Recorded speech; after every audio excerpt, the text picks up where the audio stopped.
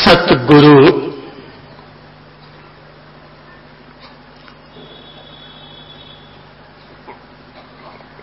जीवन का वह कुम्हार है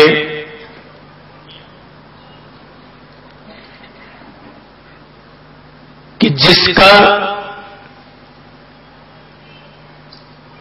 होठों पर नाम और स्मरण करने मात्र से इंसान को तीर्थ यात्रा का पुण्य मिलता है और जिनके पांवों की धूल को अपने माथे पर लगाने से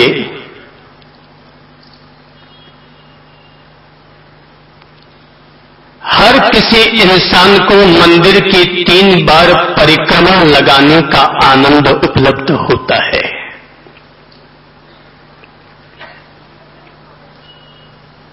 कि जिनके पास बिताए गए क्षण महज क्षण नहीं होते, वरन जिनके पास बिताए गए क्षण भी इंसान के लिए पवित्र गंगा स्नान के समान हुआ करते हैं। संसार में सद्गुरु ही वह परम ताकत है जो इंसान के जीवन की माटी को माटी नहीं रहने देता, वरन इंसान के जीवन की माटी को भी जीवन का मंगल कलश बना दिया करता है।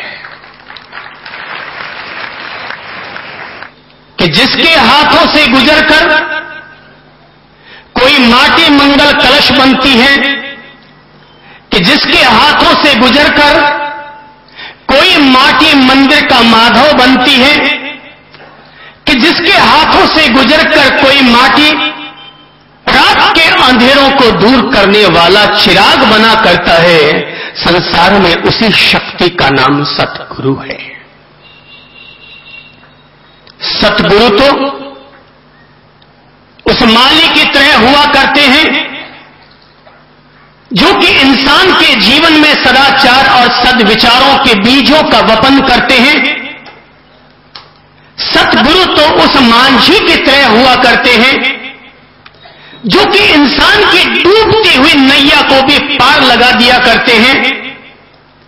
सतगुरु तो इंसान के जीवन में उस शिल्पकार और मूर्तिकार की तरह हुआ करते हैं जो इंसान के अनगढ़ पत्थर को भी अपने ज्ञान और अनुभव के आधार पर गढ़ करके पत्थर नहीं रहने देते, वरन किसी विद्यालय या मंदिर में स्थापित होने वाली पावन प्रतिमा बना दिया करते हैं। इसलिए किसी व्यक्ति के 100 जन्म के भाग्य उदय होते हैं, तब ही किसी व्यक्ति को अपने जीवन में सद्गुरु उपलब्ध हुआ करते हैं। गुरु तो हर कोई व्यक्ति अपने आप को कह सकता है, कहला सकता है। जिसके सानिध्य में रह करके हमने जीवन की 12 कड़ी सीखी है, वे लोग भी हमारे गुरु ही होते हैं। लेकिन जो जीवन में माली और मांझी का काम कर दे, ऐसे सतगुरु तो जन्म जन्म के पुण्योदय के बाद ही उपलब्ध हुआ करते हैं। इसलिए कि यदि किसी व्यक्ति के सामने ईश्वर अपनी ओर से प्रकट होकर कह दे कि बोलो वत्स, तुम अपने जीवन में क्या मांगना चाहते हो, तो एक धर्म और अध्यात्म की सही समझ रखने वाला व्यक्ति उस ईश्वर के सामने सद्गुरु की मांग कर लेगा, क्योंकि ये मानते हुए कि अगर हरि रूठ जाएगा तो हरि को मनाने के लिए रास्ते हो सकते हैं, पर अगर गुरु रूठ जाएगा तो गुरु को राजी करने के लिए हरि को नहीं मनाया जा सकता। हरि रूठे तो चलेगा, पर गुरु रूठे तो नहीं चलेगा। तभी तो कबीर ने कहा था कि गुरु गोविंद दो खड़े और काके लागू पाए, कि बलिहारी गुरुदेव की सो गोविंद दियो बताए। और ये दोहा मेरी समझ से हिंदुस्तान के हर किसी इंसान को और हर किसी विद्यार्थी को भली भांति याद होगा कि इंसान के सामने एक साथ दो लोग प्रकट होकर के आ जाएं, एक तरफ भगवान और दूसरी तरफ गुरु, तो इंसान सोचेगा पहला प्रणाम किसे किया जाए। धर्म हमें रजा देता है पहला प्रणाम अपने गुरु को कर लेना, क्योंकि गुरु ही वो शक्ति है जो कि हमें भगवान के दर्शन करने के लिए रास्ता दिखाया करता है। इसलिए भगवान केवल भगवान होता है, पर गुरु होने के अलावा वो स्वयं भी भगवत पुरुष हुआ करते हैं। काग पलट गुरु हंसा किन्हे, काग पलट गुरु हंसा किन्हे, दिन ही नाम निशानी, हंसा पहुंचे सुख सागर में मोती भरे जहां पानी। काग पलट गुरु हंसा किन्हे, दिन ही नाम निशानी। गुरु ही वो ताकत है जो कि कौवे को कौवा नहीं रहने देता, वरन कौवे को भी उसकी आत्मा का भी काया कल्प करके उसे भी वो हंस बना दिया करता है। तो जो जीवन में कौवे को हंस बनाने का काम करता है उसका नाम है सतगुरु। कहते हैं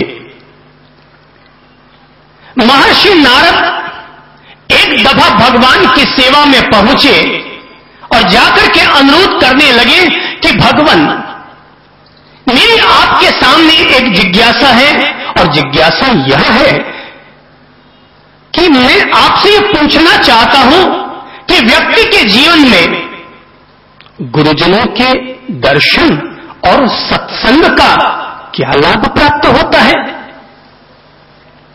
भगवान ने नारद को देखा और मुस्कुराते हुए कहने लगे, नारद, तूने सवाल ऐसा पूछा है कि इसका जवाब केवल शब्दों में नहीं दिया जा सकता।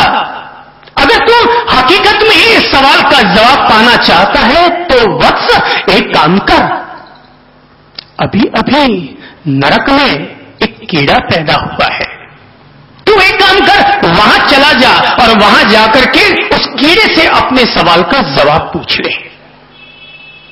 नारद भी चौंके कि भगवान तेरी भी क्या मर्जी है, अरे सीधा साधा सवाल और उसका जवाब पूछने के लिए भगवान की जबान लड़खड़ा रही है। और भगवान कहते हैं कि नरक में अभी कीड़ा पैदा हुआ है, उसके पास चला जा। ठीक है,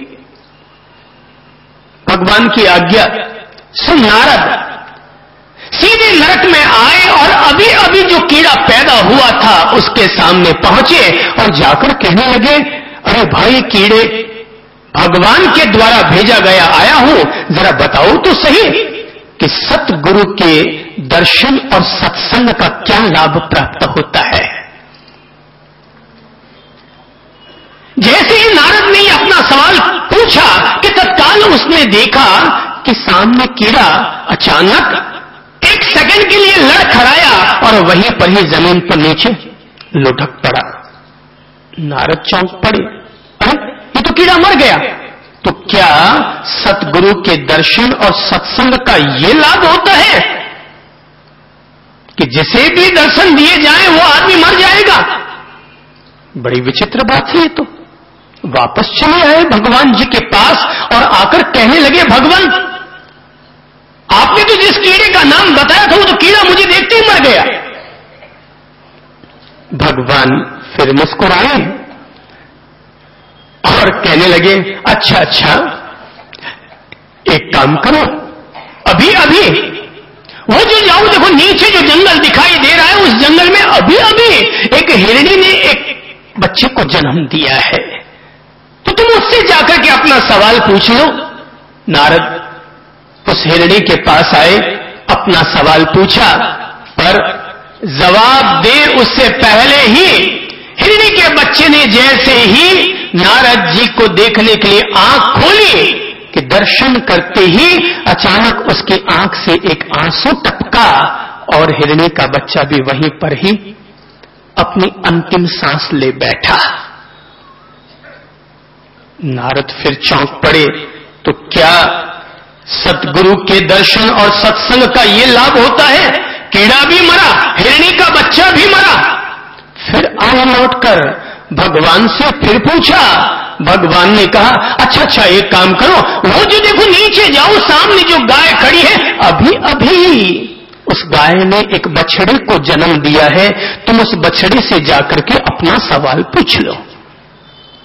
नारद ने सोचा कहीं बछड़ा मर गया तो गौ हत्या का पाप लग जाएगा। कीड़ा मरा कोई बात नहीं, हिरणी का बच्चा मरा तब भी मैंने मंजूर कर लिया, पर अगर गाय का बछड़ा मर गया तो गौ हत्या का पाप लगेगा। पर भगवान की आज्ञा थी, सो चला आया। नारद जी ने पूछा, सवाल पूछा, पर जैसे ही गाय के बछड़े ने नारद जी को देखने के लिए आंखें खोली, थोड़ा सा हिनहिनाया, हाथ पैर चलाए। नारद जी ने सोचा ये जवाब देगा, मगर जवाब दे उससे पहले गाय का बछड़ा भी मर गया। नारद जी को बहुत पछतावा हुआ कि आज तो न जाने मैंने कौन सा बड़ा पाप कर डाला कि मुझे आज गौ हत्या का पाप लग गया। अब मुझे भगवान जी के पास नहीं जाना। भगवान जी तो पता नहीं आज मेरे साथ उन्होंने कौन सी दुश्मनी निकालनी चाहिए, सो मुझे गौ हत्या का पाप चढ़वा दिया। गए नहीं कुछ दिन, एक दिन घूमते घामते नारद जी वापस पहुंचे तो भगवान ने कहा, वत्स तुम्हें तुम्हारे सवाल का जवाब मिल गया? बोले नहीं भगवान जी, कहां मिल गया, जवाब पाऊं उससे पहले तो गाय का बछड़ा मर गया। भगवान जी ने कहा अच्छा भाई एक काम करो, देखो वो जो नगर है ना, बिल्कुल वहां चले जाओ और उस राजा के यहां पर अभी अभी एक राजकुमार पैदा हुआ है, तुम वहां जाओ और उससे जाकर के अपने सवाल का जवाब पूछ लो। नारद जी ने कहा भगवान आप भी कैसे जूते परवाने की तैयारी करवा रहे हैं? अरे कीड़ा मरा तो मैंने देखा, बछड़ा मरा तो मैंने देखा, हिरणी का बच्चा मरा तो मैंने देखा, पर राजा के यहां गया और राजकुमार मर गया तो लेने के देने पड़ जाएंगे भगवान। भगवान ने कहा अरे नहीं तू जा तो सही, अरे तू जा तो सही, भगवान की बात पर विश्वास रख के चला जा। नारद जी आए, डरते सहमते राजा के पास पहुंचे, जाकर राजकुमार के दर्शन की तमन्ना व्यक्त की।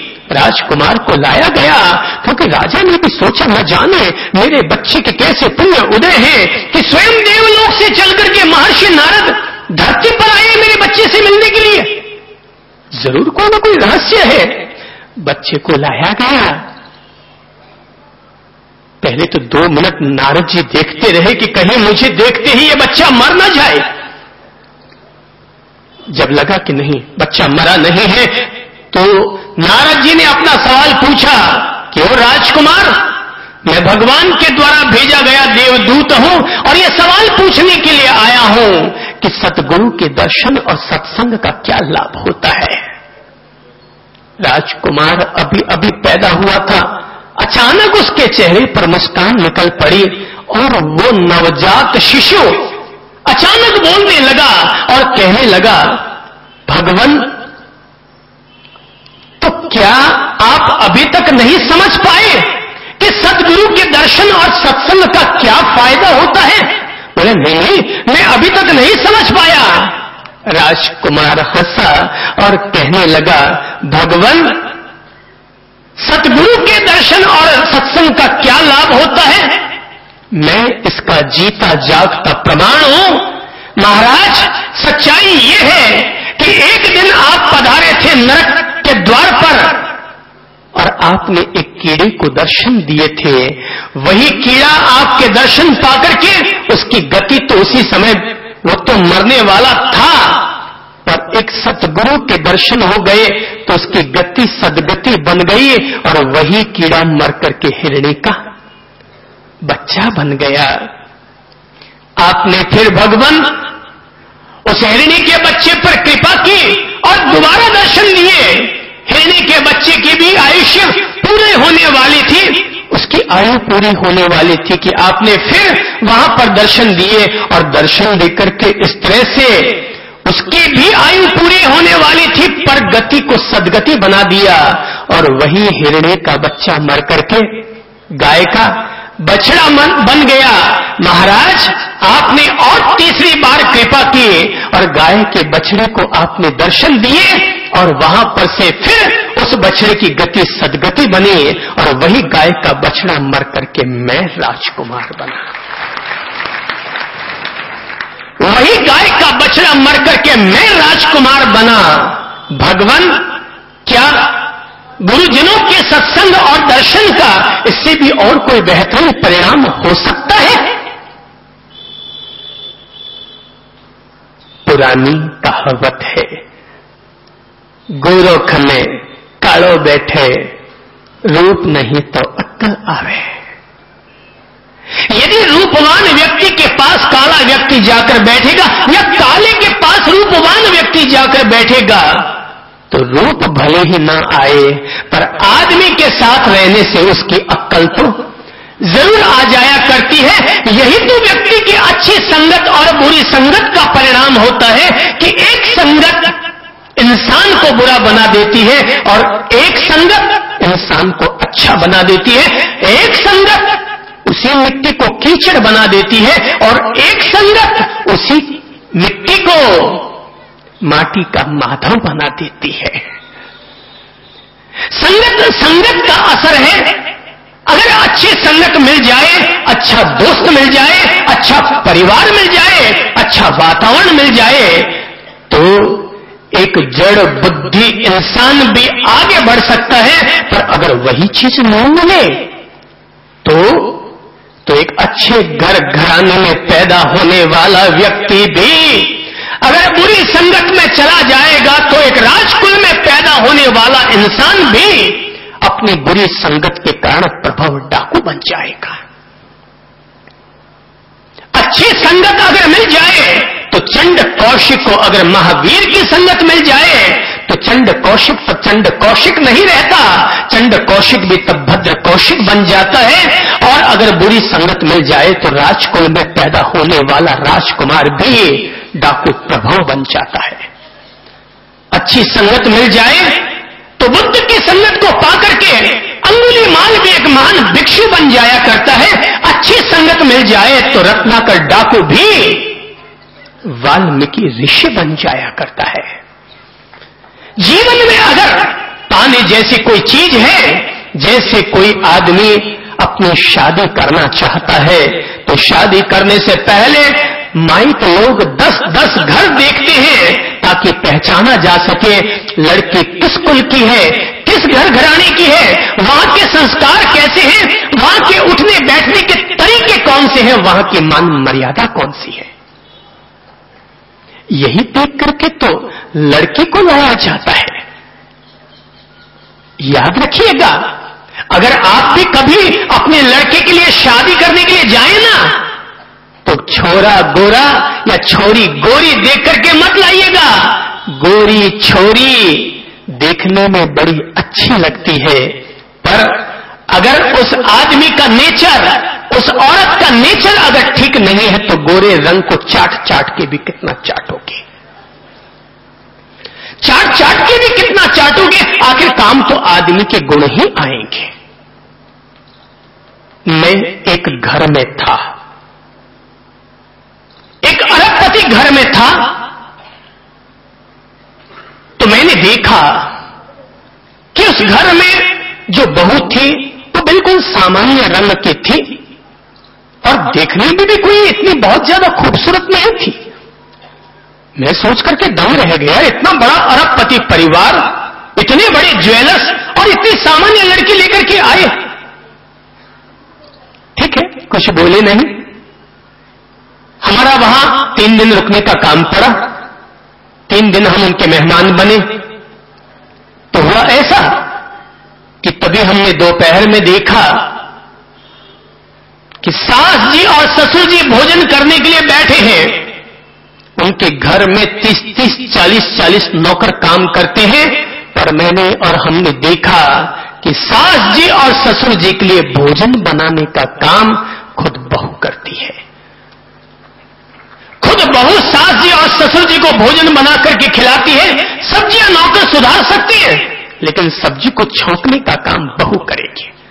आटा नौकर भिगो सकते हैं, पर फुल्का बनाने का काम नौकर करेंगे। पोंछा नौकर लगा सकता है, पर सास जी और ससुर जी की थाली में रोटी परोसने का काम बहू करेगी। और जब हमने ऐसा देखा तो हमने उस बहू रानी को साधुवाद दिया और हर किसी इंसान को यह प्रेरणा देना चाहेंगे कि अगर आप भी अपने घर में बहू लेकर के आए तो ऐसे गुण देख करके लाएं कि जिन गुणों के कारण आप सदा गौरव कर सके और कह सके मेरी बहू बहू नहीं है, मेरी बहू मेरे घर की लक्ष्मी है। आदमी के गुण आदमी की संगत पर निर्भर किया करते हैं। अगर अच्छी संगत मिलेगी तो आदमी अच्छे रंग और निखार लेकर आएगा, और बुरी संगत में जाएगा तो कहते हैं ना, दो थे सगे भाई और दोनों ही थे तोते की योनि में। दो तोते सगे भाई, एक तोता चला गया डाकुओं के खेमे में और एक तोता चला गया किसी सदगुरु की झोंपड़ी में, और दोनों जगह पर तोते रहे। और जब एक दिन वे दोनों तोते वहां से उड़ करके आए, पकड़ लिए गए, तो राजा के दरबार में उन दो तोतों को पेश किया गया। राजा ने अपने राजमहल में उन दो तोतों को रख लिया। मगर जैसे ही सुबह उठे कि सुबह उठते ही जैसे ही सामने राजा आने लगा कि एक तोते ने कहा लूटो लूटो लूटो, कि तभी दूसरे तोते ने कहा पधारो पधारो पधारो। एक तोते ने कहा लूटो लूटो लूटो, और तीसरे ने कहा पधारो पधारो पधारो। राजा चौंक पड़ा। दोनों ही तोते, मगर दोनों की भाषा में फर्क जब पता किया गया तो पता चला एक तोता वो है जो कहता है लूटो लूटो लूटो, ये वो तोता है जो डाकुओं की संगत में रह करके आया था, और दूसरा वो तोता है जो कहता है पधारो पधारो पधारो। दूसरा वो तोता है जो कि किसी साधु महाराज की संगत में रह करके आया था। इसीलिए कहते हैं कि कबीरा गंदी कोटची पानी पीवे न कोई। राजमहलों के बाहर पानी की कोटची बनी हुई रहती है कि जिसमें पानी भरा हुआ रहता है, कोई दुश्मन भीतर न घुस जाए, इसलिए एक बावड़ी बना दी जाती है पानी का परकोटा। और वहां पर पानी रहते रहते वो पानी इतना जहरीला, गंदा और दुर्गंधित हो जाता है कि कोई भी सैनिक उसमें डुबकी लगा करके और राजमहल में या नगर में घुसने की हिम्मत नहीं किया करता, क्योंकि वो पानी जहरीला होता है। पर ऐसा जहरीला पानी भी, गंदा इंसान भी, बुरी संगत में चला जाने वाला इंसान भी, कबीरा गंदी कोटची पानी पीवे न कोय, और जाए मिले जो गंग में सो गंगोदक होए। कि जाए मिले जो गंगा में, अगर वही गंदा पानी गंगा में जाकर के मिल जाता है तो वही पानी गंगोदक बन जाता है। लोग अपने हाथों में लेते हैं, आचमन करते हैं और माथे पर चढ़ाया करते हैं। संगत का फर्क। और आजाद चौक में हुआ ये 50 दिन का सत्संग कि जिसमें कि अभी तक हम लोग लगातार 41 दिन से सत्संग करते चले आ रहे हैं। इस सत्संग ने आम इंसान के भीतर पलने वाली उस बुरी संगतों को, इंसान को उससे मुक्त किया और इंसान के जीवन जीने का नजरिया बदला। इंसान की सोच बदली, नजरिया बदला, विचार बदले, इंसान का व्यवहार बदला, एक दूसरे के प्रति बर्ताव बदला। सत्संग यही तो करामात करता है। दुनिया में कोई भी चीज चमत्कार करे या न करे, लेकिन सत्संग अपने आप में चमत्कार करता है।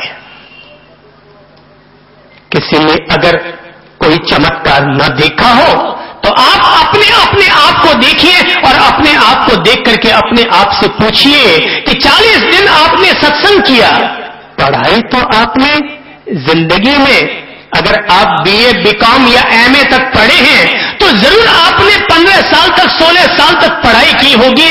जरा आप अपने आप से पूछिए कि 16 साल की पढ़ाई करके आपने अपने जीवन में क्या परिवर्तन पाया और 40 दिन के सत्संग से आपने क्या परिवर्तन पाया। जरा अपने आप से पूछ करके देखिए कि 41 दिन ने आपको क्या परिणाम दिया और 16 साल की पढ़ाई ने आपको क्या परिणाम दिया।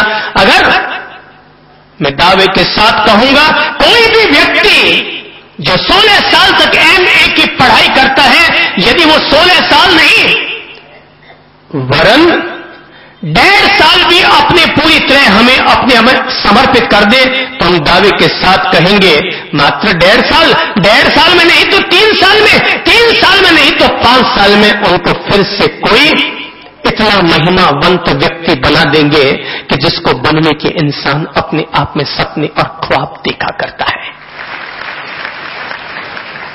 इंसान कैसे बदलता है? मैं अपने मुंह से क्या बड़ाई करूं, मैं अपने मुंह से क्या कहूं कि लोगों के दिलों में, लोगों के घरों में, लोगों के जीवन में क्या परिवर्तन आया। छोटे मुंह बड़ी बात लगेगी, इसलिए कि अपने मुंह से कोई भी अच्छी बात अगर कही जाएगी कि जिसमें अपनी प्रशंसा होने की संभावना हो, तो उससे अहंकार का पोषण होता है। इसलिए मैं ऐसी तो कोई बात नहीं कहूंगा कि जिससे कि ये एहसास हो कि हां सत्संग ने इस तरह से किया। पर अगर आज के स्वार्थी जमाने में आप में से अगर यहां पर 50 लोग, अगर इन हजारों लोगों में से 50 लोग भी अगर अपने मोबाइल को ऑन करके यहां पर बैठते हैं, आमतौर पर यह होता है कि आदमी कहीं पर भी अगर प्रवचन सुनने के लिए जाएगा तो वहां पर पहले से ही कह दिया जाएगा, भाई साहब अपना मोबाइल ऑफ कर दीजिए, कहीं घंटे न बज जाए। और यहां के हालत ये होते हैं कि जैसे ही व्यक्ति इस प्रांगण के भीतर घुसता है, घुसते ही सबसे पहले मोबाइल निकालता है, ऑन करता है और फिर बैठ जाता है और 1.5 घंटे तक वो मोबाइल ऑन रखता है, ताकि बाहर रहने वाले, शहर के बाहर रहने वाले, प्रदेश में रहने वाले अपने बच्चों, अपने भाई या अपने परिवार के अन्य सदस्यों को वो मोबाइल के जरिए ही सही यहां के प्रवचन और सत्संग का लाभ दिला सके। आप में से ऐसे कितने लोग यहां बैठे हैं जिनके मोबाइल ऑन है और वो 1.5 घंटे तक केवल इस बात के लिए पैसा खर्च करते हैं कि अगर मेरे द्वारा 1.5 घंटे तक 100 रुपया खर्च करके अगर मेरे बेटे को अच्छी बातें सुनने को मिल सकती है, तो मुझे ये 1.5 घंटे का मोबाइल मैं कल की ही 1-2 बात बता देता हूं, केवल कल की बात, बाकी 40 दिन की बात छोड़ दो। केवल कल की बात बताता हूं कि यहां से एक सज्जन ने प्रवचन की सीडियां खरीदी और सीडियां उसने खरीद करके अपने परिवार में सब लोगों को भिजवा दी। तो बताया गया कि उस व्यक्ति ने यहां से अहमदाबाद भी 5 सीडी भेजी। परिवार के लोगों ने वे 5 सीडी देखी और 7 दिन के बाद जिस व्यक्ति ने सीडी भेजी, उस व्यक्ति के घर पर फोन आता है कि भाई साहब आपने हमें न जाने कितनी कीमती उपहार भेजा है कि हमारे यहां मात्र आपके 5 सीडी ने, महाराज की 5 सीडी ने हमारे घर और परिवार के वातावरण को बदल डाला है। सुबह उठ करके बेटे और बहुओं ने हमें प्रणाम करना शुरू कर दिया है। सुबह उठ करके हम सब लोग आपस में मिलने लग गए हैं और 2 भाई जो आपस में नहीं मिला करते थे, अब वे दोनों भाई आपस में बातें करने लग गए हैं। वो कहते हैं कि इन 5 सीडी ने हमारे घर में क्या प्रभाव डाला है, या तो आप अहमदाबाद आइए और देखिए कि हमारे घर में क्या प्रभाव पड़ा, और या फिर हम लोग भीलवाड़ा आएंगे, तब वहां आकर के आपको पता चलेगा कि हमारे जीवन में क्या प्रभाव पड़ा है। औरों को छोड़ दो, अभी अभी आपने एक सज्जन से दीप प्रज्वलन करवाया था और वो है महेंद्र भाई, बॉम्बे से आए हैं। हम उन्हें नहीं जानते, वे बॉम्बे से आए हैं और हम उन्हें नहीं जानते हैं। यहां पर प्रवचन हुआ मां की ममता, माही तीर्थ, माही तपस्या। इनके किसी इष्ट मित्र ने यहां से उनको बॉम्बे में वो सीडी भेज दी। जैसे उस व्यक्ति को सीडी मिली, उसने टीवी में सीडी लगाई, ऑन किया और पूरा 1.5 घंटे 2 घंटे बैठ करके सीडी देखी। चमत्कृत हो उठा, रोम राजी पुलकित हो उठे। करंट लगा उस व्यक्ति को।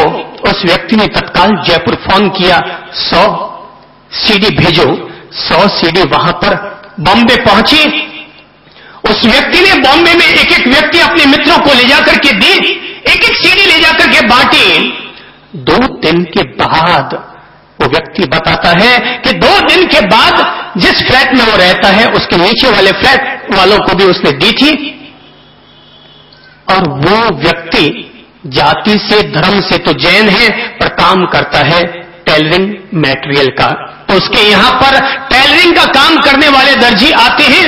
तो बोले 2 दिन के बाद मैं ऐसे ही वहां पर मिलने के लिए गया तो मैंने देखा कि उसके घर में करीब 30-35 लोग जो दर्जी का काम करने वाले हैं, वो वहां पर हॉल में बैठे हैं और सामने माही तीर्थ, माही तपस्या सीडी को दिखाया जा रहा है। वो उस व्यक्ति ने जब ये देखा, उसे लगा कि मैंने जीवन में धर्म के लिए खर्चा बहुत किया, पर पहली बार मुझे लगा कि मेरे जीवन में वापस कुछ लौट के आया।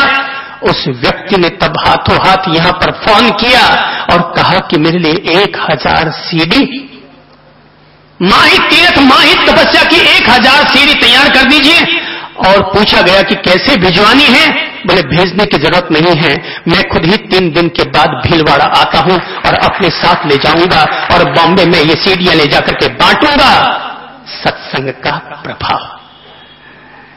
एक सीडी आदमी के जीवन में इस तरह से सत्संग दिखा रही है, तो जरा सोचो कि अपन सब लोग जो यहां पर प्रतिदिन सत्संग का लाभ और आनंद ले रहे हैं, हर आदमी अपने आप में सत्संग से कुछ न कुछ प्रेरित जरूर हुआ है। हमारा काम तो है रोजाना कंप्रेसर लेकर के आना। हमें पता है कि एक ही दिन में दुनिया को नहीं बदला जा सकता, एक ही दुनिया में पूरी दुनिया का कायाकल्प नहीं किया जा सकता, लेकिन ये भली भांति विश्वास है कि जब मिट्टी में से दियों को पैदा किया जा सकता है, जब खाद में से फूलों की सुगंध को जन्म दिया जा सकता है, तो फिर इंसान अगर अपने जीवन के लिए प्रयत्न करे और वो अपने जीवन को न बदल पाए, कैसे संभव है? जब एक मूर्ख कालिदास भी दुनिया का महान कवि कहला सकता है, तो इंसान के लिए अगर प्रयास किए जाएं तो इंसान क्यों नहीं बन सकता?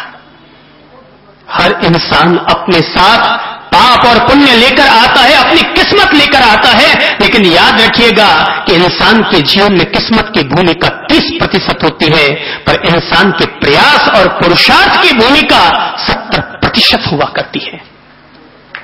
हम 30% वाला काम तो नहीं कर सकते, पर 70% वाला काम जरूर कर सकते हैं।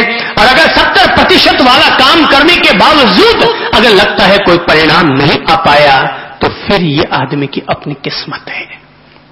70% वाले कार्य किए जाने के बावजूद अगर कोई अंतराय है, तो जरूर ये फिर कोई आदमी की 30% वाली भूमिका अदा की जा रही है। माना सारी दुनिया को नहीं बदला जा सकता, तय है, पूरी दुनिया को नहीं बदला जा सकता, लेकिन जितने भी बदल जाएं उतना ही अच्छा है। जितने भी बदल जाएं उतना ही अच्छा है। मां बाप की अगर 5 संतान होती है, 5 संतानों की वो मेहनत करते हैं, वो कहते हैं 5 में से अगर 3 छोरे भी चोखे निवड़ जाएं, अच्छे हो जाएं, तो भी अच्छा है। अब इतनी बड़ी दुनिया, तो सारी दुनिया तक तो हम पहुंच नहीं सकते, सारी दुनिया तक तो करंट नहीं ले जा सकते, पर यह सोचते हुए कि एक जलता हुआ चिराग जहां भी जाए अंधेरा दूर होना चाहिए, और जितना भी अंधेरा दूर हो जाए उतना ही मन को सुकून मिलता है। यदि आपको गुरु जी की सच्ची सेवा करनी हो ना, तो उनके पांव दबाने की मत सोचना। अगर उनकी सच्ची सेवा करनी हो तो उनको आहार देने की मत सोचना। अगर उनकी सच्ची सेवा करनी हो तो उनको सौल ओढ़ाने की मत सोचना। अगर आपको उनकी सच्ची सेवा करनी है तो उनके अच्छे विचारों को इस 4 दीवारी से बाहर ले जाकर और 100 लोगों तक पहुंचाने की कोशिश करो। यही उनकी सच्ची सेवा है। यदि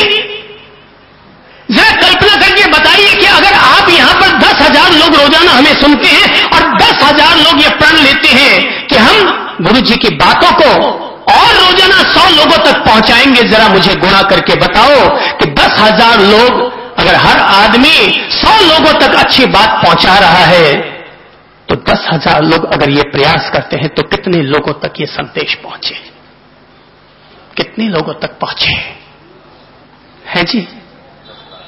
10 लाख लोगों तक पहुंचे। अर्थात निश्चित तौर पर हम पदयात्रा करते हैं तो हम तो पूरे देश में नहीं जा सकते, पर आपने हमारे संदेशों को अगर देश में पहुंचा दिया तो ऐसा मत समझिए आपने 10,000 लोगों के लिए संगत और सत्संग किया, आपने 10 लाख लोगों के लिए सत्संग किया। अगर आप अपने पास अगर 100 रुपया है, आप अपने जवाई को 100 रुपया देंगे, और जवाई के पास भी अगर 100 रुपया है और जवाई भी अगर आपको 100 रुपया वापस दे के जाएगा, तो जरा मुझे बताओ कि दोनों के पास कितने रुपये रहेंगे, कितने रुपये होंगे? 100 कि 200? 100। मेरे पास 100 थे, मैंने आपको दे दिया, आपके पास 100 थे, आपने मुझे दे दिए, अदला बदली हो गई, 100 की अदला बदली हो गई, मगर फिर भी दोनों के पास 100 के 100 रह गए। पर अगर मैंने 100 लोगों तक अच्छे विचार पहुंचा दिए और 100 लोगों के अच्छे विचारों को खुद ग्रहण कर लिया, जरा आप मुझे बताइए कि मैंने एक अच्छा विचार आपको दिया और आपसे एक अच्छा विचार मैंने लिया, मेरे पास कितने विचार हुए? कितने हुए?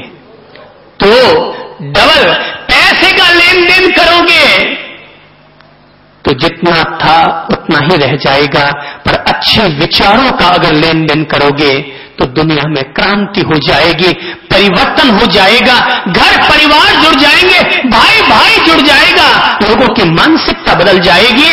दुनिया को बदलना हमारे हाथ में नहीं है, पर अपनी मानसिकता को बदलना तो हमारे अपने हाथ में जरूर है।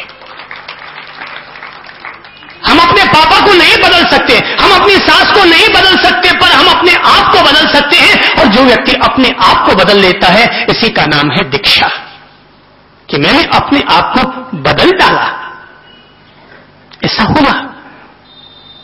एक दफा एक युवक समुद्र के किनारे पर पहुंचा टहलने के लिए, जैसा कि वो हर रोज चला करता था। रात को आया तेज तूफान और लंबी ऊंची लहरों के कारण अनगिनत मछलियां, जीव जंतु लहरों के उठाव के साथ समुद्र के किनारे पर आ गई।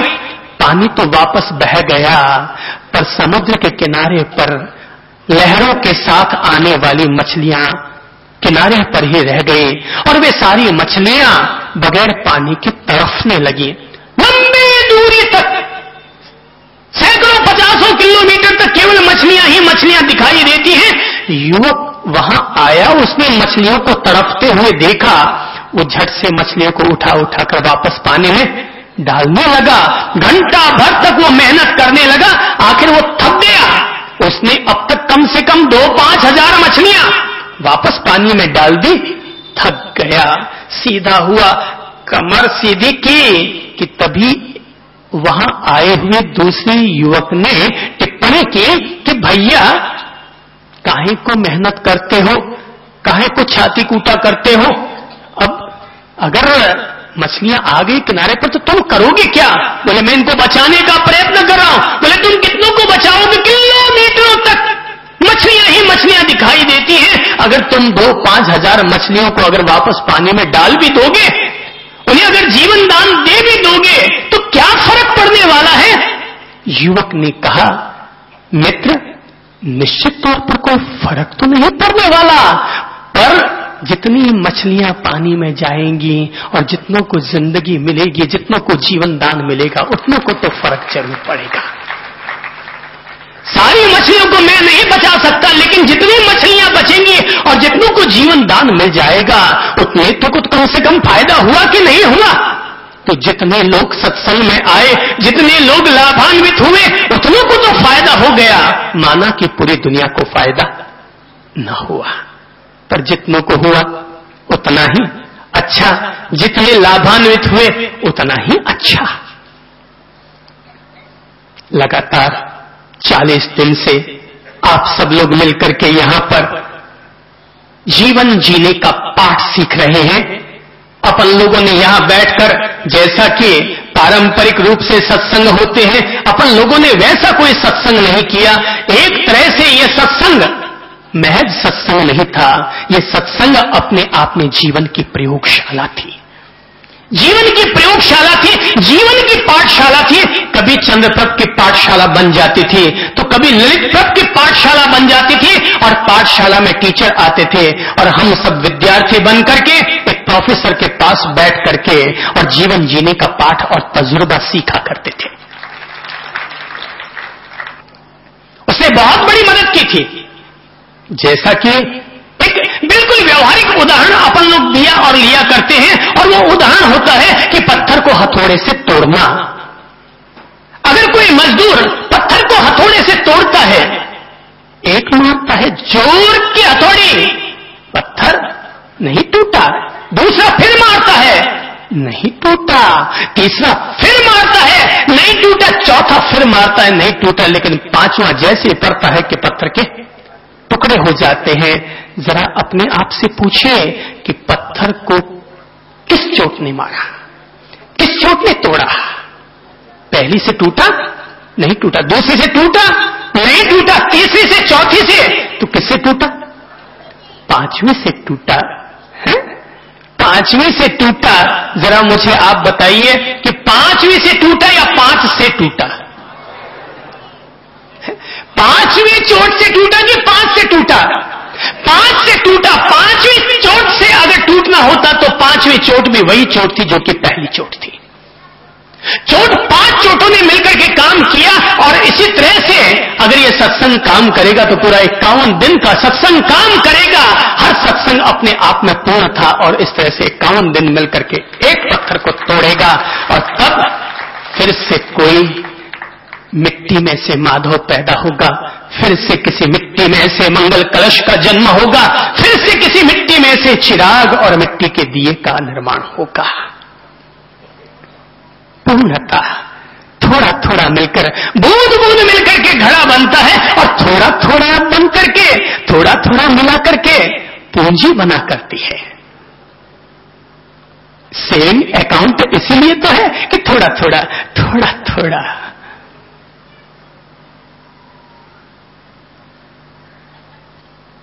हमने पहले चरण में सीखने की कोशिश की थी कि व्यक्ति का जन्म केवल वह नहीं है जो कि मां के पेट से होता है। व्यक्ति का असली जन्म वो है जो कि आदमी खुद अपने आप को दिया करता है। मां के पेट से केवल इंसान का शरीर पैदा होकर के आता है, लेकिन इसके बाद जीवन का सारा विकास परिवार देता है, समाज देता है, व्यक्ति स्वयं अपने आप को देता है। मां के पेट से शरीर बनकर आता है, बेजा बनकर आता है, काया बनकर के आती है, पर बाकी का सारा डेवलपमेंट ऑफ लाइफ, बाकी का सारा विकास तो व्यक्ति स्वयं अपने आप को दिया करता है। मां बाप भी कोशिश करते हैं, पर याद रखना, मां बाप की कोशिश भी 30% काम आती है, 70% कोशिश तो आपकी अपनी काम आएगी। मां बाप हमें स्कूल भेज सकते हैं, फीस जमा करवा सकते हैं, मास्टर जी हमें पाठ पढ़ा सकते हैं, पर बाकी का तो सारा काम हमें खुद को ही करना पड़ेगा। और जो आदमी ये बात समझ जाएगा कि बाकी का सारा काम हमें खुद को ही करना पड़ता है, वहीं पर ही जीवन का असली पाठ शुरू हो जाएगा। असली पढ़ाई वो नहीं है जो MA कराए, असली पढ़ाई वो है जो आदमी को MA के साथ MAN की भी पढ़ाई करवाते हैं। जो आदमी को केवल MA न कराए वरन MAN अर्थात मैन बना दे, वही पढ़ाई पूरी सार्थक हुआ करती है। आदमी को रंग कैसा मिला? मां बाप पर, कुदरत पर जीवन का ढंग कैसा निकला? ये आदमी का अपने आप पर, कि कौन आदमी अपने जीवन को कैसा स्वरूप देगा, ये आदमी पर, अपने आप पर निर्भर करता है। मैं विश्वास के साथ कहूंगा कि जब लोहे का काम करने वाला कोई आदमी देश का टाटा कहला सकता है, और जूतों का काम करने वाला कोई आदमी देश का बाटा कहला सकता है। तो इंसान अपनी ओर से अगर जीवन निर्माण के नए संकल्प अगर शुरू करे तो क्या फिर से कोई टाटा और बाटा नहीं हो सकता? जीवन का निर्माण ये इंसान का अपने आप पर निर्भर करता है कि आदमी अपने जीवन के लिए कौन से उसूल अपनाता है। याद रखना भाई, दुनिया में कोई भी गुब्बारा जो आसमान तक पहुंचा करता है वो केवल गुब्बारा होने के कारण नहीं पहुंचता, आसमान तक वही गुब्बारा पहुंचा करता है जिस गुब्बारे के भीतर ताकत भरी जाती है। जन्म से महान होना पैतृक विरासत है, लेकिन कर्म से महान होना आदमी की अपनी निजी विशेषता है। जन्म से कौन आदमी कैसा है इसमें कोई खास बात नहीं। मैं किस बाप का बेटा हूं इसमें बाप की खासियत है, मेरी क्या खासियत है? आप करोड़पति बाप के बेटे हैं, कोई खासियत नहीं। इस देश का दूसरा प्रधानमंत्री लाल बहादुर शास्त्री गरीब घर में पैदा हुआ था। अमेरिका का प्रथम राष्ट्रपति अब्राहम लिंकन गरीब घर में पैदा हुआ था। आदमी किस घर में पैदा हुआ है महत्व इस बात का नहीं है। जन्म से ओछा या बड़ा होना यह आदमी की महानता का मूल्यांकन का चरण नहीं कहला सकता। आदमी ने अपने जीवन में कर्म कौन से किए हैं इसी के आधार पर आदमी का असली मूल्यांकन होता है। गरीब घर में पैदा हुए क्या दिक्कत है? काले रंग के पैदा हो गए क्या दिक्कत है? आदमी का कर्म, आदमी के गुण, आदमी की महानताएं गुब्बारे को तब गुब्बारा नहीं रहने देती, गुब्बारे को भी तब आसमान की ऊंचाइयों तक पहुंचा दिया करती है। कौन कहता है आसमान में छेद नहीं हो सकता? एक पत्थर तबीयत से उछालो तो सही यारों। एक पत्थर अगर तबीयत से उछाला जाए, अगर बुलंद रहे इंसान के हौसले और तबीयत से अगर कोशिश की जाए तो आसमान में भी छेद हो सकता है। और एक सामान्य घर में पैदा होने वाला इंसान भी कोई देश का प्रधानमंत्री हो सकता है। तो कभी अतीत में जिस आदमी ने यह कहा था कि मैं अपने पाठ्य पुस्तकों की व्यवस्था इमली के बीजों को बेच बेच करके किया करता था, इतने सामान्य घर में पैदा होने वाला इंसान भी इस देश का राष्ट्रपति अब्दुल कलाम हो सकता है। जीवन का निर्माण होना चाहिए और जीवन का निर्माण मां बाप मिलकर करेंगे, परिवार के लोग करेंगे और हम खुद अपने जीवन का निर्माण करेंगे।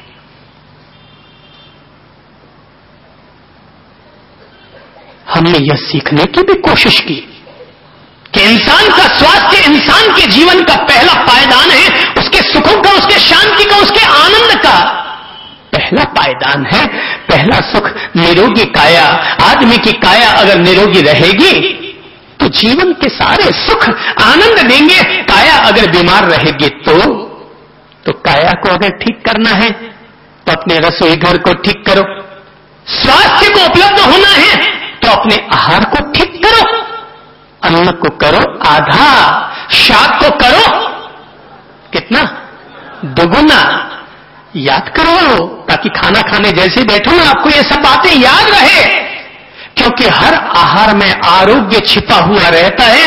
आदमी ज्यादा खाने से बीमार होता है, कम खाने से कभी बीमार नहीं होता। कम खाने से बीमार नहीं होता। उबो मूते सूतो खावे उनको दरिद्र कदे नहीं जावे। जो उबो मूते सूतो खावे, सोए सोए खाता है और खड़े खड़े पेशाब करता है, तो उबो मूते सूतो खावे उनको दरिद्र कदे नहीं जावे।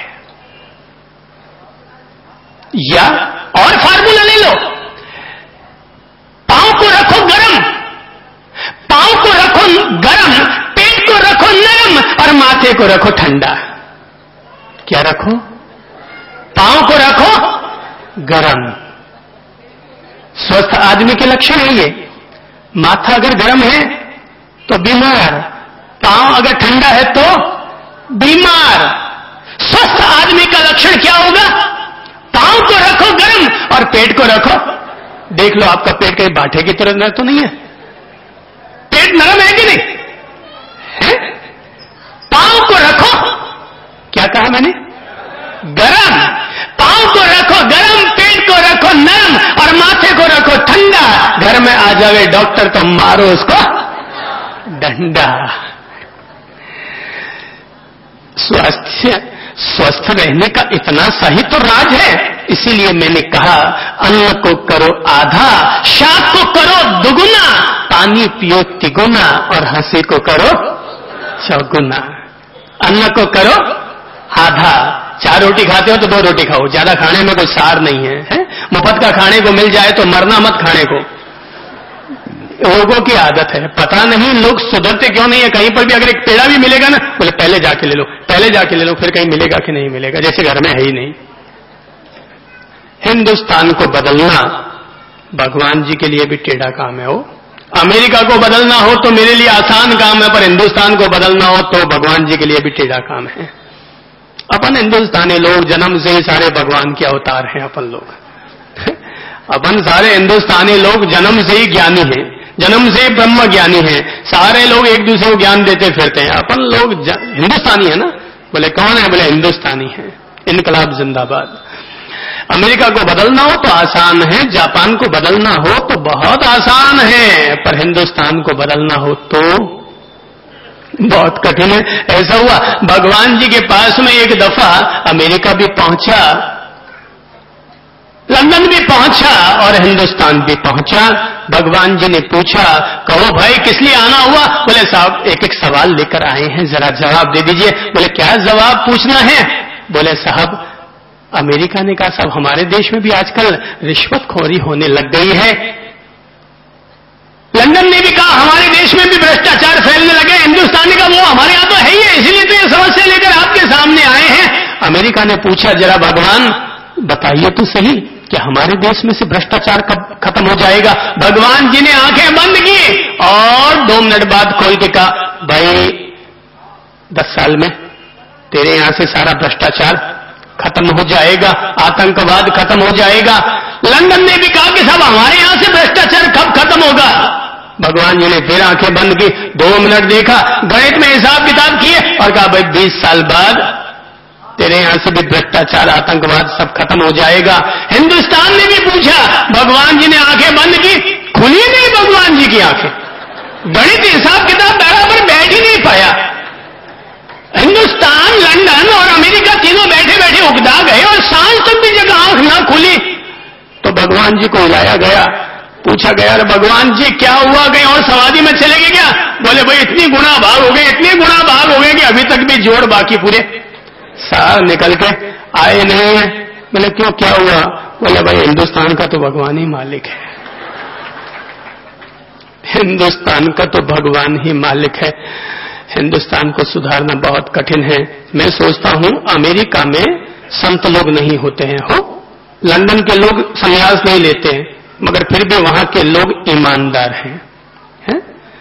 वहां पर लोग, हिंदुस्तान में केवल संन्यास लेने की प्रेरणा है, बाकी पूरे देश में पूरे विश्व में सन्यासी बनने की प्रेरणा नहीं है। और जैसे भागवत कथाएं होती हैं और रोजाना ये सत्संग होते हैं, वैसे केवल हिंदुस्तान में ये सब परिपाटियां चलती है, वहां पर ये सब परिपाटियां नहीं चलती। इसलिए वहां कोई भी अगर संत जाता है ना तो भगवान की तरह पूजा जाता है, और यहां कोई संत आता है ना तो बेचारे की बड़ी टांग खिंचाई होती है।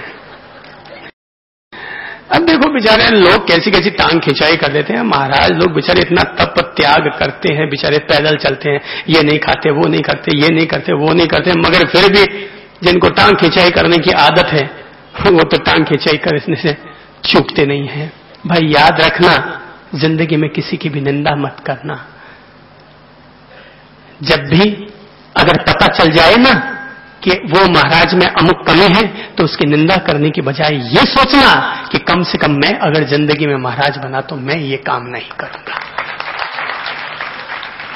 कम से कम मैं महाराज बनूंगा तो मैं ये काम नहीं करूंगा। पहली बात तो तुम महाराज बनोगे ही नहीं, और फिर भी अगर बन जाओ तो ये विवेक और बोध रखना कि मैं ये काम नहीं करूंगा। अर्थात दूसरे की टांग खिंचाई करवाना हर किसी के लिए आसान होता है, पर खुद की टांग को संभाल के रखना बहुत बड़ी तपस्या होती है मेरे भाई। इसलिए स्वस्थ अगर रहना है ना तो ये टांग खिंचाई बंद करो, निंदा आलोचना बंद करो, गुस्सा वुस्सा केवल आहार अच्छा करने से ठीक नहीं होगा, गुस्सा वुस्सा भी छोड़ो, चिंता विंता छोड़ो, तनाव मनाव छोड़ो, क्योंकि स्वास्थ्य का संबंध केवल तन से ही नहीं है वरन मन से भी है, और तन में रोग कम पैदा होते हैं। हर तन में पैदा होने वाले रोग की जड़ आदमी के मन में और दिमाग में समाई हुई रहती है। आप देखेंगे जैसे आपको डर लगेगा ना, थोड़ा सा डर लगती है आपको दस्त लगने लग जाएगी। यानी डर किसमें लगा? दिमाग में। और दस्त कहां लगने लगे? पेट में। अर्थात आदमी का शरीर अनकंट्रोल हो गया। दिमाग में आता है गुस्सा और शरीर का खून खौल उठता है, सारा संतुलन बिगड़ता है। क्रोध, गुस्सा, चिंता, तनाव, जो आदमी ये तीन काम नहीं करता ना, जो आदमी किसी तरह की चिंता नहीं करता। जब लोग मुझसे पूछते हैं साहब आपको रात को नींद आती है, मैं कहता हूं क्यों भाई? तो बोले कि साहब हमारे तो घरवाली है तो भी घर में नींद नहीं आती है, और आपकी घरवाली नहीं है तो भी आपको प्रेम से नींद आ जाती है, तो आप करवटें बदल देंगे रात भर? भैया ऐसा सोते हैं कि एक बार भी करवट बदलने की जरूरत ही नहीं होती। बोले आपको फिर इतनी गहरी नींद क्यों आ जाती है? हमारे पास तो घरवाला और घरवाली होते हैं तो भी नींद नहीं होती, आपको आराम से नींद आ जाती है। भाई इसलिए नींद आ जाती है क्योंकि किसी तरह की चाहत नहीं है, किसी तरह की कोई चिंता नहीं है, किसी तरह का कोई टेंशन नहीं है, इसलिए आराम की नींद आती है। जिस आदमी को चाह नहीं, चिंता नहीं, उस आदमी की नींद भला क्यों खराब होगी? उसका तो दिन भी आनंद से बीतता है, रात भी आनंद से बीतती है। दिन भर में खूब आनंदित रहते हैं, खूब मुस्कुराते रहते हैं, आनंद ही आनंद दिखता है। ऐसे लगता है जैसे आनंद की बारिश हो रही है। मुझे तो ऐसे लगता है कि भगवान के कोटे में जितना आनंद मेरे खाते में लिखा हुआ था, भगवान ने उसे 4 गुना ज्यादा दे दिया। अब इससे ज्यादा उसके पास कोटा है नहीं तो वो और भी मुझे दे देता। आनंद, हर हाल में आनंद। पीड़ा है तो भी आनंद, शरीर में रोग है तो भी आनंद। अरे भाई मालूम है कि रोग तन में है, मन में रोग थोड़ी है। तन में रोग आ गया तो ठीक है, मन में तो समाधि रहनी चाहिए। तन में भले व्याधि रहे पर मन में सदा समाधि रहनी चाहिए। मन में अगर समाधि है तो गुस्सा काम नहीं करेगा, किसी की गाली काम नहीं करेगी, गुस्सा उसका काम नहीं करेगा। मूर्ख होते हैं वो गुस्सा करते हैं, मूर्ख होते हैं वो गुस्सा करते हैं। जब मैं किसी आदमी को गुस्से में देखता मुझे लगता है हाँ ये छटा हुआ गहला आदमी है, उसको इतनी भी अक्ल नहीं है कि गुस्सा करना चाहिए कि नहीं। क्रोध परमाणु अस्त्र की तरह है, इसे रोज रोज इस्तेमाल मत कीजिए, इसका डर ही केवल बनाए रखिए। बहुत ज्यादा जरूरत आ पड़े ना तो ही इसका इस्तेमाल कीजिए, बाकी तो आंख दिखाइए और काम निकालिए। आंख दिखाइए और काम निकालिए। और अगर आंख दिखाने से काम नहीं निकलता है तो समझ लेना कि गाड़ी चीले से नीचे, पटरी से नीचे उतर गई है, अब तुम्हारे हाथ में कुछ भी रहा नहीं है। जो बात आंख से नहीं सुधर सकती वो लातों से भी नहीं सुधर सकती। तो गुस्सा छोड़ो, चिंता छोड़ो, तनाव छोड़ो, मस्त रहना सीखो। क्या रहना सीखो?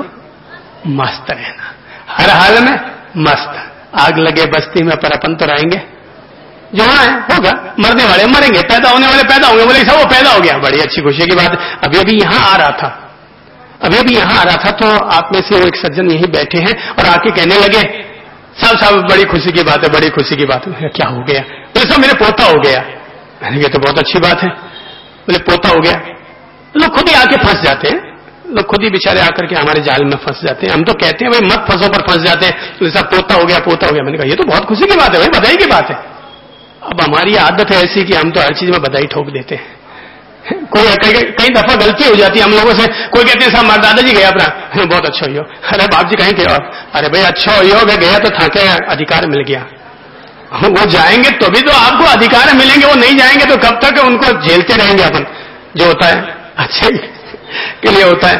तो मैंने कह दिया बहुत बधाई की बात है, बड़ी खुशी की बात है, आपके पोता हो गया। हमेशा पॉजिटिव बोलते हैं ना कभी कहते नहीं। वो कहते हैं बाप जी जहाजपुर आओ, जरूर आएंगे। बोले शाहपुर आओ, बोले जरूर आएंगे। बोले कोटा आओ, जरूर आएंगे। बोले आप सबको कहते हैं जरूर आएंगे। अरे भाई ना मुझे कहना नहीं तो अब आप बताइए कि क्या कहूं। ना कहना नहीं है तो अब आप ही बताइए कि क्या कहूं। सो उन्होंने कहा कि सब पोता पैदा हो गया। साहब पीठ थपथपी, बहुत अच्छी बात है, बहुत अच्छी बात है। और बस वो आ गया हमारे चंगुल में। और जैसे पीठ थपथपाई, हमेशा पीठ थपथपाना सीखो है, हमेशा पीठ थपथपाना सीखो। अपनी सफलता का श्रेय कभी भी अपने आप पर मत लो, हमेशा अपनी सफलता का श्रेय दूसरों को दो, ताकि वो तुम्हारे लिए और मेहनत करेंगे। तुम अगर कहोगे मैंने किया, तो झट से देरानी करिए, क्यों थे अकेला थोड़ी करियो, मैं भी तो करियो। और अगर वहां पर ये कहोगे नहीं मैंने क्या किया, सब मेरी देरानी ने किया है, वो करती है तो ही मेरे घर में सब कुछ होता है। अगर आप सफलता का श्रेय दूसरों को देंगे तो परिणाम ये होगा, वो देरानी दोबारा आएगी, जेठानी जी मैं कर दूं। ये तरीके होते हैं, ये जीवन जीने के पाठ होते हैं। अपनी सफलता का श्रेय हमेशा दूसरों को देने की आदत डालिए। इसलिए हम लोग भी हमेशा आप लोगों को सफलता का श्रेय दे देते हैं, हाँ भाई थे चोखा। अर्थात हमेशा अपनी सफलता का श्रेय दूसरों को देने की आदत डालिए। तो मैंने पेट थपथपा दी कि तभी उन्होंने कहा, पर बाप जी एक बात है, पोता तो पैदा हो गया पर मेरी लुगाई रोजाना मुझे टोकती है। मैंने कहा क्यों, क्या हुआ, ऐसी क्या बात हो गई? तो बोले मेरी लुगाई मुझे कहती है कि थे रोज सत्संग में जाओ और रोज इतनी धर्म आराधना करो, इतना भगत बनोड़ा घूमो, पर अभी तक थे गुटको नहीं छोड़ियो। रोज सत्संग में जाते हैं, इतनी धर्म आराधना करते हैं, सामायिक करते हैं, और अभी तक आपने गुटखा और तंबाकू तो छोड़ा नहीं, तो फिर मतलब क्या हुआ? तो मैंने कहा अरे ये तो बहुत बढ़िया काम हो गया। बढ़िया काम ये हो गया कि आज पोता पैदा हो गया, और आप पोता पैदा होने की खुशी में अपना गुटखा छोड़ दीजिए। और बोले अच्छा बाप जी आज से गुटखा छोड़ा। मैंने कहा किस खुशी में, याद रखना जीवन है उपहार प्रभु का, इसको रोशन कीजिए। जीवन है उपहार प्रभु का, इसको रोशन कीजिए। पहले अपने अंतर मन को शांति से भर लीजिए, शांति से भर लीजिए। सब गाएंगे। जीवन है उपहार प्रभु का, इसको रोशन कीजिए। ऐसा समझिए, ये गीत नहीं है, ये पूरी सत्संग माला का सार है। ये मेरा बहुत अच्छा गीत है। जीवन है उपहार प्रभु का, इसको रोशन कीजिए। पहले अपने अंतर मन को शांति से भर लीजिए, शांति से भर लीजिए।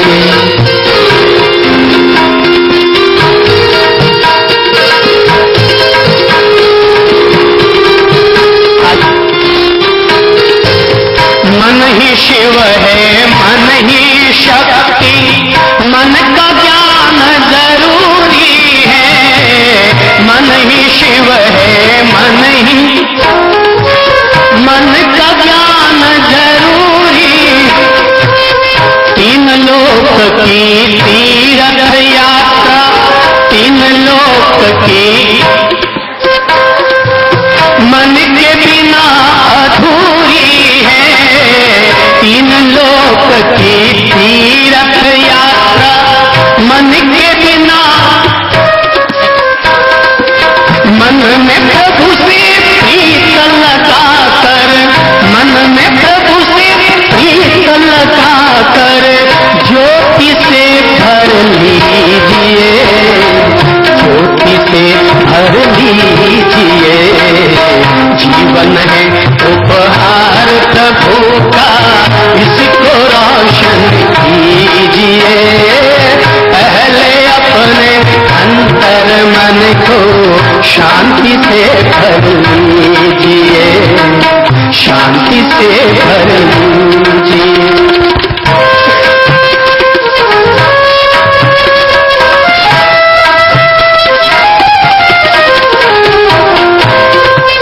देखिए जीवन का पाठ क्या है। जीवन के राहों पर चाहे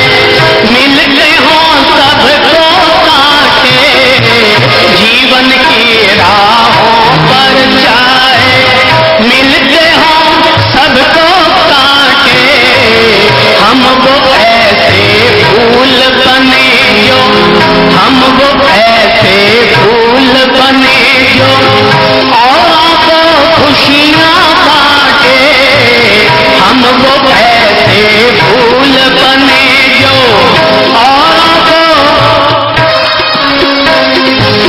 जीवन है भगवान का मंदिर, जीवन है भगवान का मंदिर, बाहों में भर लीजिए, बाहों में भर लीजिए। जीवन है उपहार प्रभु का, इसको रोशन कीजिए। पहले अपने अंतर मन को शांति से भर लीजिए, शांति से भर लीजिए।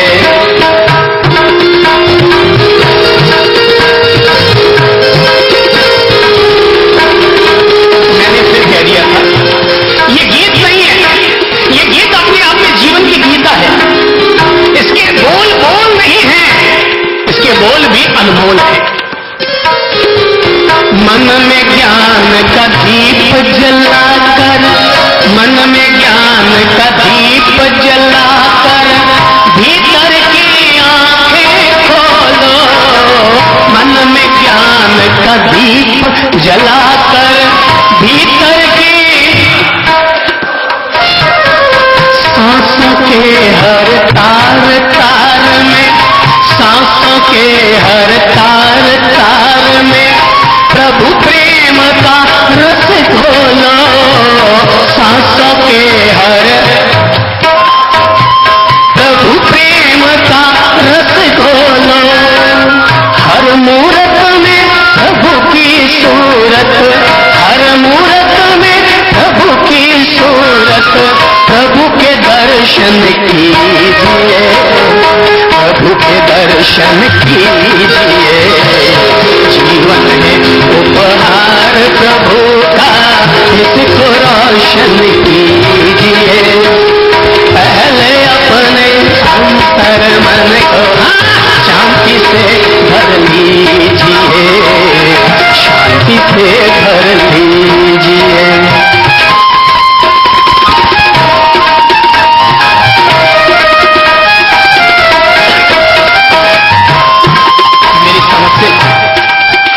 अगला जो पद है शायद संपूर्ण 40 दिनों का सार है, और ऐसी बहुत सारी कंपनियां हैं जिन्होंने इस पद का खूब इस्तेमाल किया है और अपने कैलेंडरों में, अपने वार्षिक कैलेंडरों में ये 3 पंक्तियां उन्होंने छापी हैं। और वो चाहते हैं कि दुनिया में अगर ये 3 लाइनें पहुंच जाती हैं तो ये दुनिया दुनिया नहीं रहेगी, ये दुनिया भी देवताओं के रहने का देवालय बन जाएगा। मधुर सोचिए मधुर बोलिए, मधुर सोचिए मधुर बोलिए, मधुर मधुर व्यवहार करें। मधुर सोचिए मधुर बोलिए, मधुर मधुर, सब चीज मधुर मधुर कर लो। क्या मीठा मीठा बोल फारो कहीं लगे, सब चीज मीठी मीठी हो जानी चाहिए। भोजन करो तो मीठा, बोलो तो मीठा, बर्ताव करो तो मीठा, सब चीज में मिठास आ जानी चाहिए। आदमी के ज्ञान की कसौटी यही है कि आदमी हर चीज को विनम्रता और मिठास के साथ पेश करे। अरे अगर गाली भी किसी को दो तो इतनी मिठास के साथ दो कि गाली भी आदमी के लिए गीत बन जाए। हम जिस नगर से आए हैं ना, वो नगर है जोधपुर, और जोधपुर के लोग अगर किसी को जूता भी मारते हैं तो साल लगा करके फिर जूता मारते हैं। पहले साल लगाते हैं और फिर जूता मारते हैं। वहां पर जूता मारना गुनाह नहीं है, पर थोड़ा तहजीब से जूता मारो भाई, इतना तहजीब से मारो कि जूता जूता न लगे, जूते में भी तुम्हारे प्यार के फूलों की सुवास लगे। बाकी सुनाओ ना, मना किसने किया? अगर किसी ने गलती की देवो 2-4 गलती की तो देवो 2-4, मगर गलती उसने की है। पर आप जो देने वाले हैं ना, वो तो इतना मिठास से दीजिए, मिठास से दीजिए, क्योंकि गलती उसने की, आपने गलती नहीं की। पर अगर आपने भी वो सीधे जूते मार दिए तो आपने भी गलती कर डाली, तो क्या करेंगे? क्या करेंगे? मधुर मधुर। इसलिए अपन ने कहा था अधरम मधुरम, अधरम मधुरम वदनम मधुरम, नयनम मधुरम हसितम मधुरम, हृदयम मधुरम गमनम मधुरम मधुराधिपति है अखिलम मधुरम, कि भगवान का तो सब कुछ मधुर ही मधुर था, तो खुद ही भगवान बन जाओ अपने और सब कुछ में माधुर्य का रस घोल दो। तो बोलेंगे तो कैसे? मिठास से। खासतौर पर घर वालों से जरूर मिठास से बोलना, नियम बना लो, जब भी बोलेंगे तो मिठास से बोलेंगे। मिठास मिठाई में नहीं, मिठास मेरी जबान में हो जाना चाहिए। मधुर सोचिए, मधुर बोलिए, मधुर मधुर व्यवहार करें। मधुर सोचिए, मधुर बोलिए, मधुर मधुर अंतर मन के हर कोने में, अंतर मन के हर कोने में हर पल ही मुस्कान भरे। अंतर मन के हर कोने में हर पल ही मुस्कान भरे। चंद्र प्रेम की वंश बचाकर, चंद्र प्रेम की आनंद से भर लीजिए, आनंद से भर लीजिए। जीवन है उपहार प्रभु का, इसको रोशन कीजिए। पहले अपने अंतर मन को शांति से भर लीजिए, शांति से भर लीजिए।